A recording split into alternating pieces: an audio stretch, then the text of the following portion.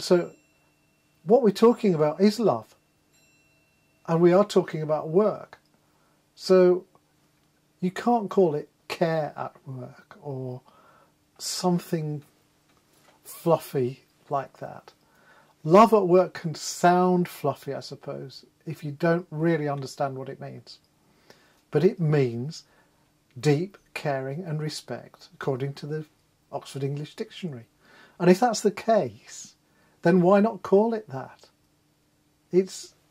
Those are the words that we've come up with for these feelings, if you like, over the centuries. So let's use them. We have a magnificent language. Let's use it in the way it was intended. I think the fundamental thing that I hope to achieve with the Love at Work Foundation is to give people a sense of peace of mind that maybe they haven't had in their working lives.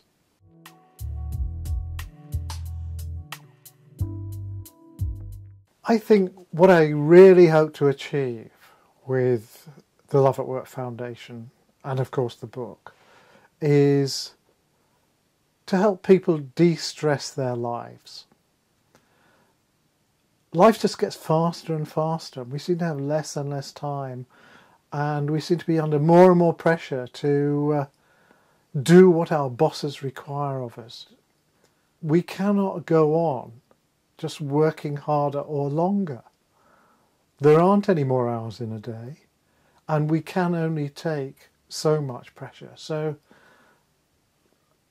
if the book were to do nothing else and the foundation were to do nothing else, if it made people's lives less stressful, more peaceful, and for them to be able to relate better to not just their families, but to everyone they work with, but ultimately to relate better to themselves, I think that would be, for me, a huge measure of success.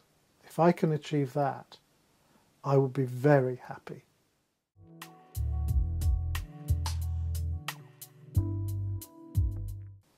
I started the Love at Work Foundation because I could see a huge void.